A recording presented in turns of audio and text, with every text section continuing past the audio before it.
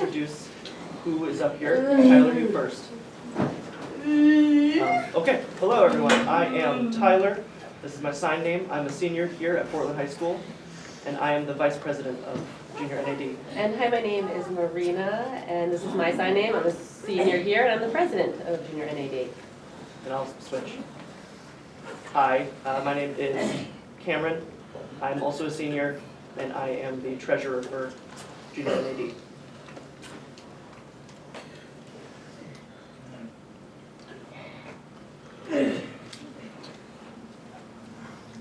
So when you look at this, this is the Junior NAD symbol. It's a national agency, association for the deaf. And we are the junior league of that organization. So our group looks up to the National Association for the Deaf, and we are learning how the foundation and the ambassadorship works for this agency, how the meetings are run, and the different things that the agency is in charge of.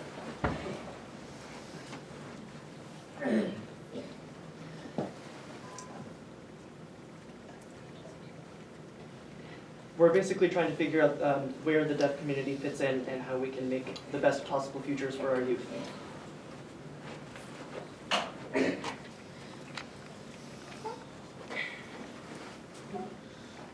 So when we were in Rochester, we were really excited to go to this meeting, and the three tenets are perspective, empathy, and influence. And we'll get into that a little bit to explain what that is.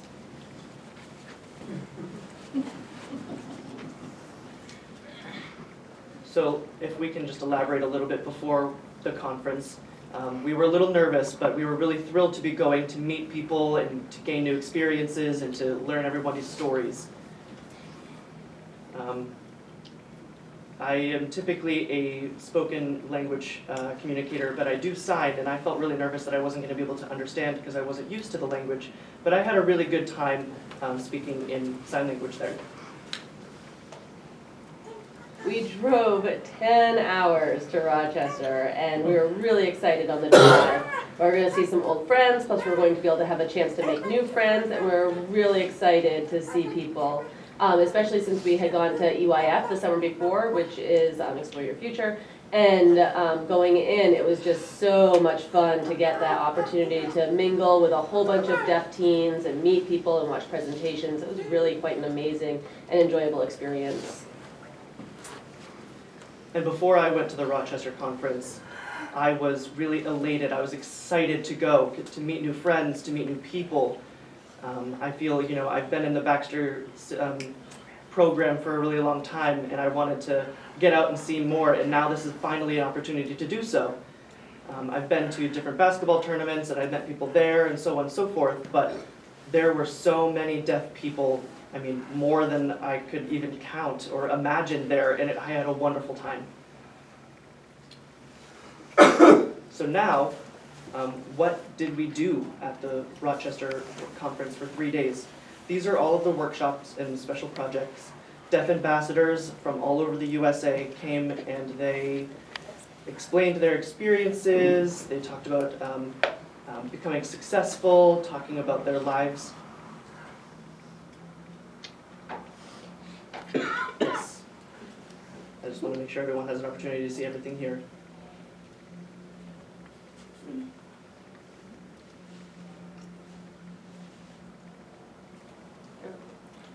Do you think we're okay to move on to the next one? Yes.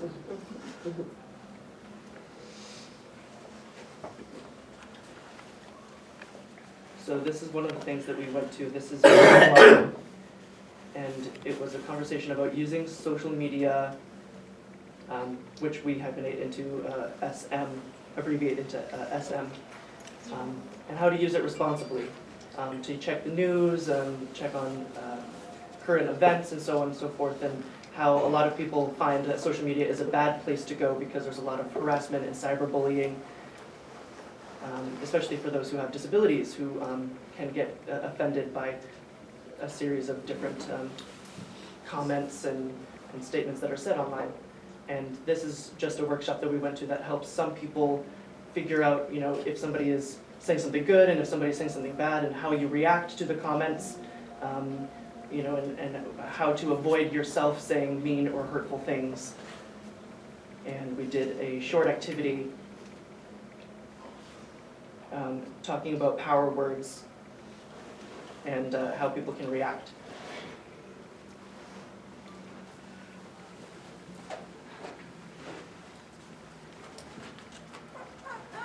So this is building future depths of navigational capital, and we talked about how the structure of like president and ambassadors work and how people are involved in this situation. And we also talk about how deaf people can advocate and support themselves. Advocate for, pardon me, and support themselves. And we had a lot of discussions about the past and about deaf ambassadors. And we watched, we talked about like what the deaf role is in the future and how the deaf community can also set up these associations and have meetings. And how we can have more people be involved and we can become a bigger group and have a greater leadership. And that helped me with my presidential role. Okay, so if you don't mind switching, I think this is your slide. I just want to make sure I can point at the pictures. Oh, okay. So another thing that we talked about is comparing a boss to a leader. And this was a really powerful workshop for me because, I mean, if you can see the difference here, a boss is somebody who's very commanding and almost selfish and is ordering people to do things, as opposed to a leader who works collectively and works to support people and do things as a team. And I really appreciate this picture because I myself would love to become a leader, to be able to support and collaborate with people, as opposed to being a boss who doesn't have any equality in his workplace.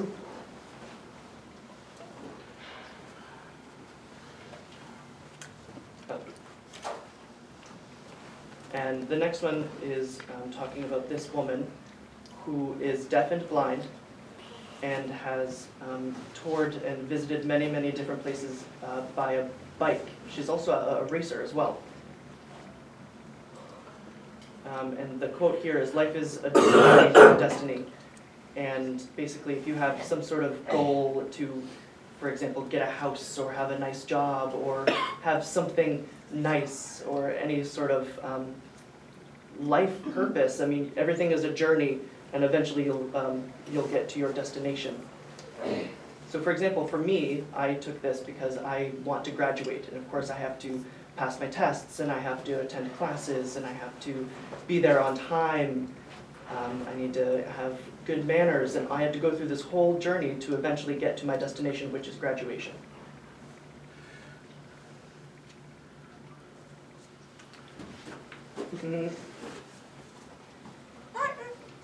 This is Unleash Your Power, the conference that we went, a workshop that we went to, and we really noticed that you know, rural, different deaf schools, there's not a lot of resources, there's not a lot of financing, sometimes the education quality isn't as great as we would like, and so we're just trying to discuss how there might be barriers in our lives, but we don't have to give up.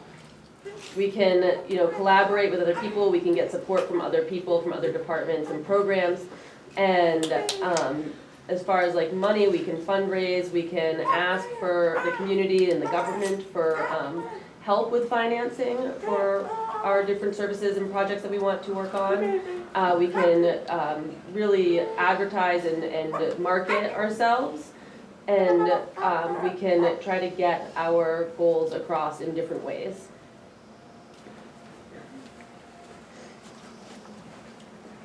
Now I'd like to talk about this gentleman here, Dominic, Gorg.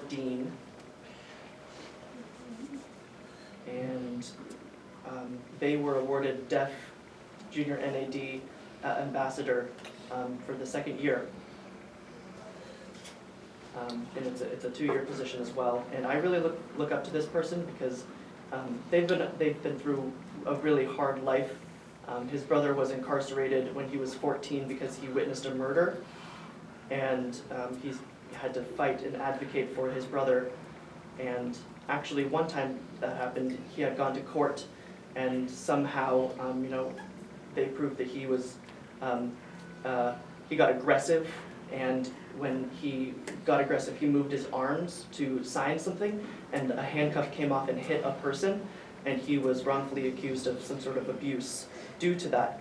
And whenever he went to court to justice, they did not provide an interpreter for him, and that then led to further incarceration. And so he set up this program right here called, sorry if the interpreter pronounces it wrong, Moi Signi, and it is a deaf mentorship program in Philadelphia. And we as the deaf community need to have somebody, that we can look up to advocate and support us in our community for this type of situation.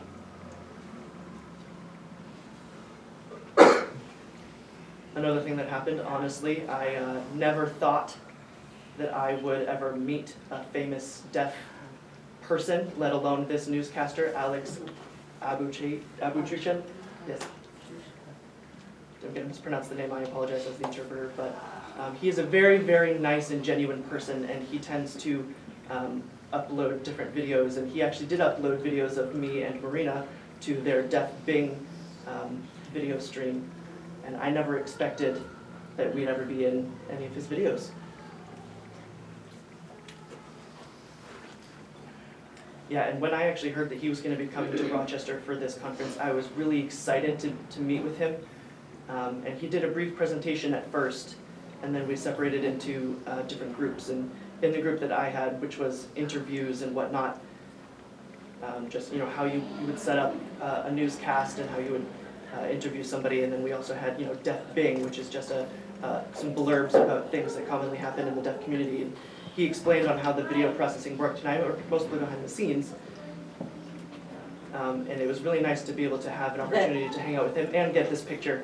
And he's a really, really nice guy. Okay, should we start the video? Oh my god.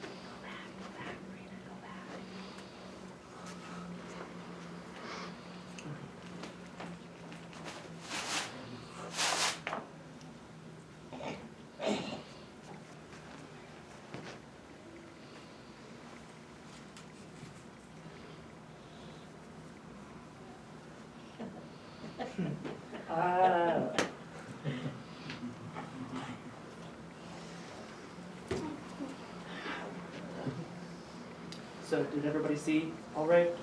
Okay.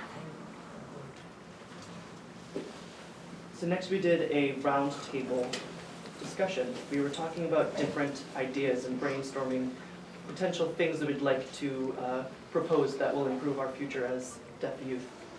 And we had a few different motions to see if the deaf community can help each other, perhaps help a deaf school or help deaf individuals who may be struggling with whatever barriers they have. So that's what we had discussions over in our roundtables, and we came up with about 40 different ideas. And through a series of roundtables, we voted on which ideas and which motions we thought were best to move on to the next trial and discussion. And we did that a few times because we wanted to be able to propose something to the next president and vice president at their meeting. And if you want to see the next slide. So out of that round table, out of all of that discussion, we were able to eliminate a few different ideas, but we came up with our top motions. And we wanted to have like the light bulb idea project plus, with lockdown drills. And then we also wanted to talk about deaf schooling. And so these were the top 6 motions that were brought up out of that roundtable. And a lot of them were just based on people in hearing schools and ASL programs.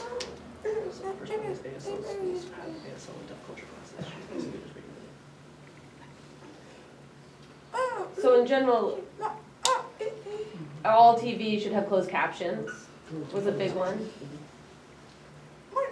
And the police should have pictures of signs, cards with pictures of signs so that people can understand better. And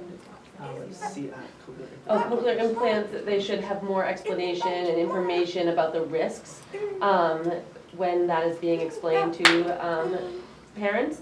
And then also that we should be able to share resources between the larger deaf schools and the smaller deaf schools.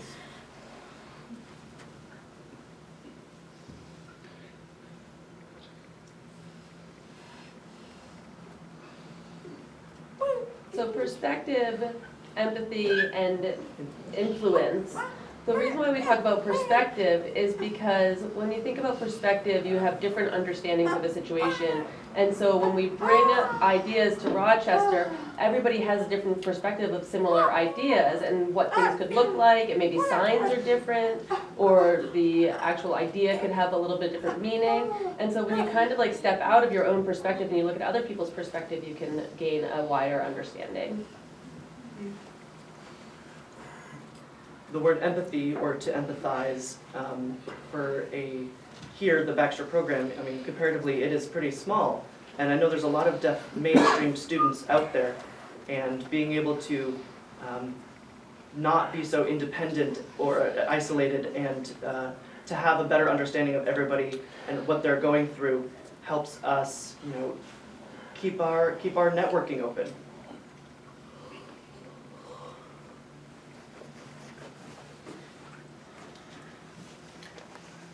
To influence. So for example, if you're on your phone and you found something really, really interesting on a news app or something, and you happen to go out to eat, and you're hanging out with a bunch of deaf people, and you're meeting different people, and maybe you found something from your best friend, and so you then ask them if they've seen this before, and you have this conversation that then spreads from your friends to other friends to their friends to other friends. And for example, when we were in Rochester, there were a lot of things that we were learning about and things that we were that were being presented, and then when we came back here, we were then able to present them back and to share that information here, and so we're spreading the influence.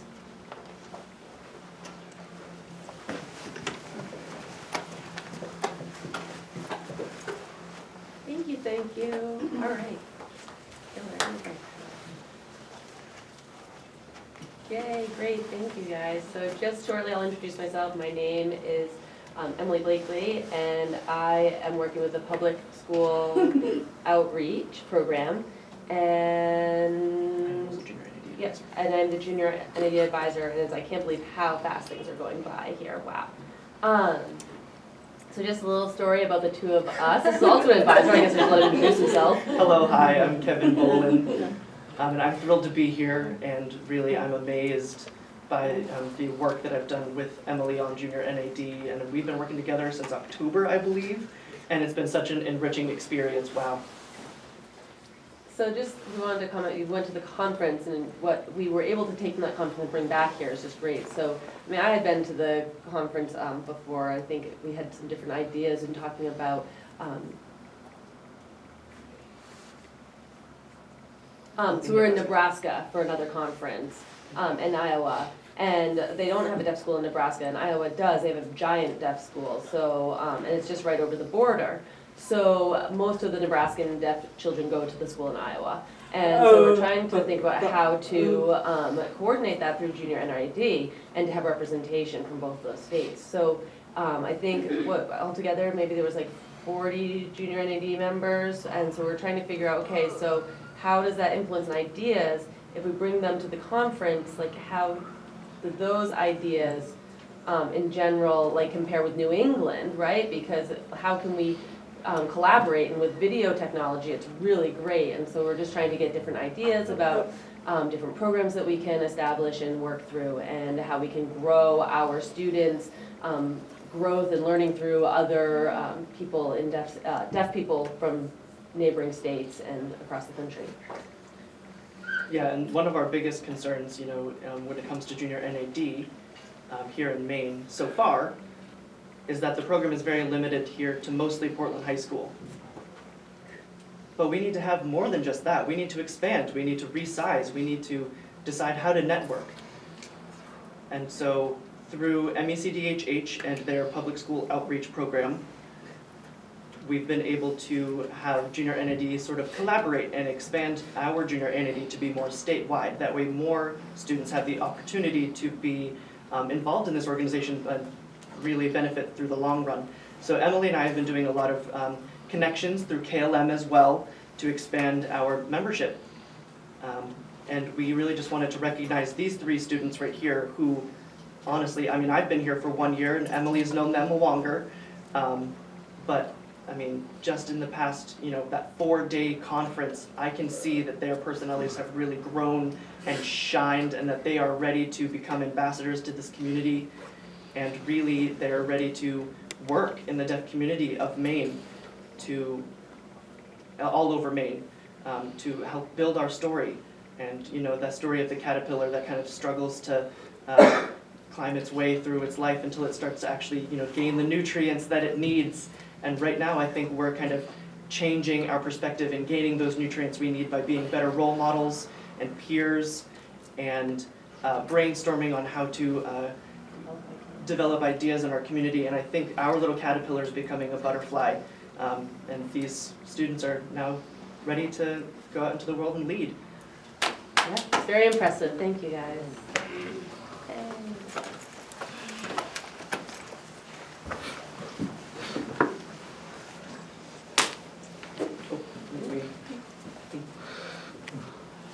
All right, so this place is gorgeous, and I'm going to be honest with you, it was so cold. It was like negative 15 degrees when we got there.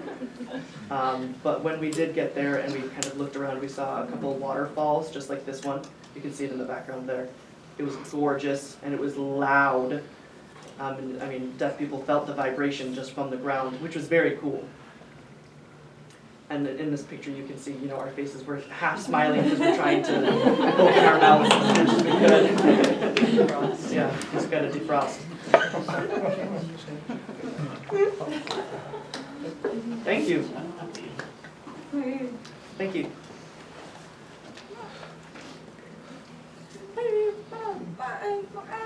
And thank you to Baxter for bringing us, and for GBSD, and Junior NAD, and from all the students, and the Senior Citizen Committee, parents, family, everybody here. Thank you so much. We really appreciate it. Don't forget Martin and OJ if needed. Come on up. I'm confused. So that's all right. Hello again. They had just recognized a bunch of people, PVFF, the foundation, first of all, P. Baxter's foundation. And we wanted to recognize, you know, one member from that foundation, Martin, who really has made this opportunity possible for these students. Thank you. Stand up. Don't be shy. Hello. Great. Great. I wanted to appreciate you. You're welcome. Also, I wanted to thank OJ as well. I mean, without his support, we would not have this possible. So thank you so much. And we do have a couple of cool pictures if people want to look through them as well.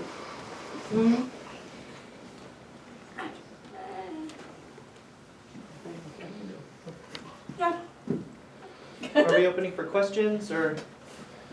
Yes, we will after pictures.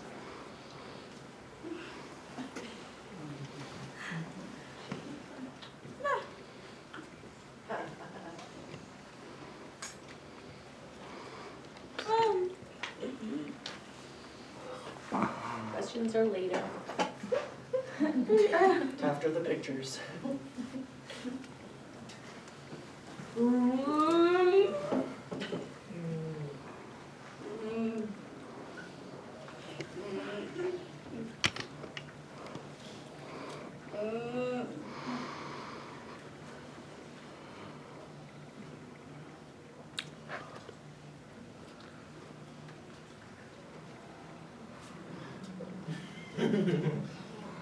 That's the waterfall.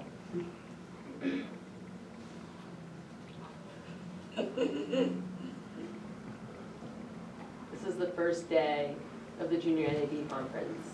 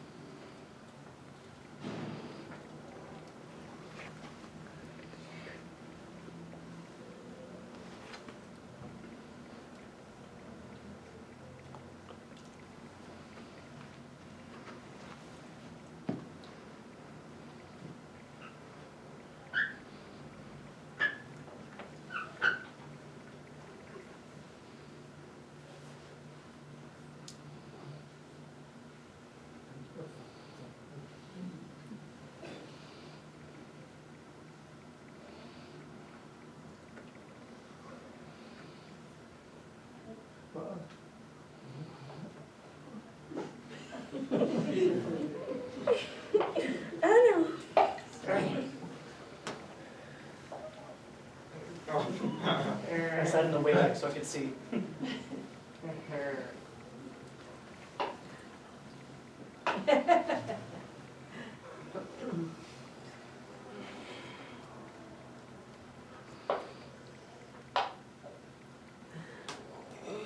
this one's on the last day.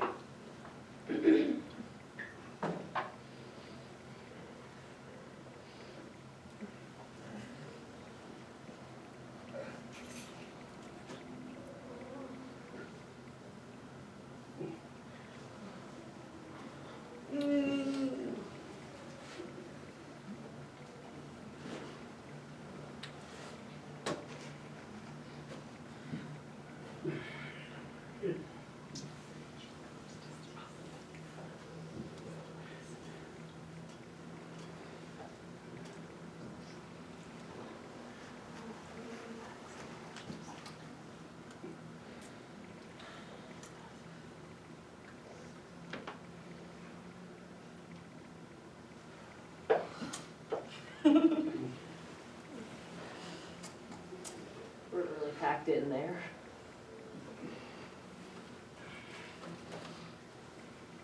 And I'll just explain about this, it was kind of weird.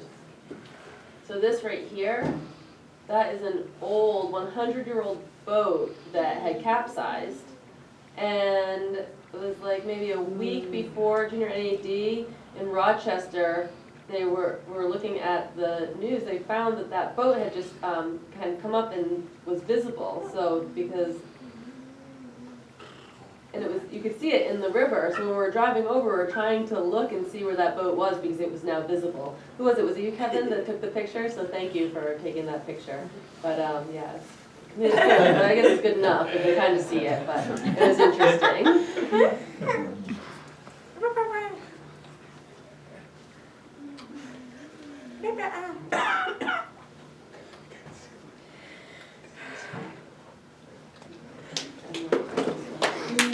Alright, yay, so any questions for us? Thank you. Done. So if we have a question, can we just line up along this wall over here, please, and then we can ask questions. Is the Junior NAD an annual event, a biannual event? What does that look like? Wait, go in the middle, Tyler, if you want to answer. So it's not. We just went to this conference. And the choices were either Buffalo or MSSD. And they competed to see who would be the presenters. And I mean, Gallaudet was involved, and there were definitely businesses and different vendors that were there so that we were able to visit. And I know that I wasn't going to be doing anything like that, but when I voted, I chose Buffalo. So the next conference will be in Buffalo. And so it's every 2 years. Okay, yes, it is every 2 years. Does that answer your question? Yes, it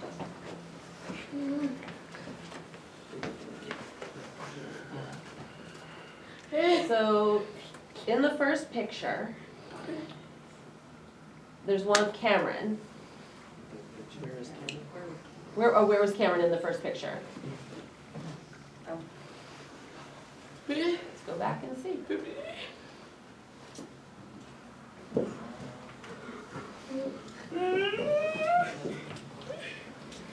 Oh my gosh, let me think where I was sitting in this picture. I am right here. That's me. That's Marina. Yeah, and Tyler's up front there too. It's so sad that you were sitting in the back. You were so far away. I couldn't even see you. I like to hide, what can I say? Terry, you're taking 4? Before I ask a question, I just want to say how impressed I am with you guys as a team. You're just really great, amazing. I mean, you guys are ready to go be our next leaders. It's wonderful. So remember before you went to Rochester, and you sat with me and Satara, and we talked about president and vice president, we're giving a whole bunch of suggestions, and now you've gone to this conference. What is your advice for us coming back from this conference? Oh my, you don't have to answer right now, but I would like to know what you think. What is your advice for us as staff leaders, and what do you think that we can do? I mean, like a way that we would be able to help you or advise you? Yeah, give me advice that I can incorporate into my everyday so that I can help. Right? I mean, so that you can replace us someday. And then my last bit that I wanted to say is, after the meeting, there are so many things you guys brought up, so many emotions. So what did you feel was helpful and not helpful? For the presentations themselves? No, before you went to Rochester, we gave you all of these pieces of advice, like if you're nervous and this and that. Like, was there anything, right now you guys don't seem to be nervous at all, so what helped with that? Well, really, my nervousness just went down to a minimum as soon as I was there. When I got there, everything felt so comfortable. Well, then you need to come and present to us and help us with that too, so. I'd love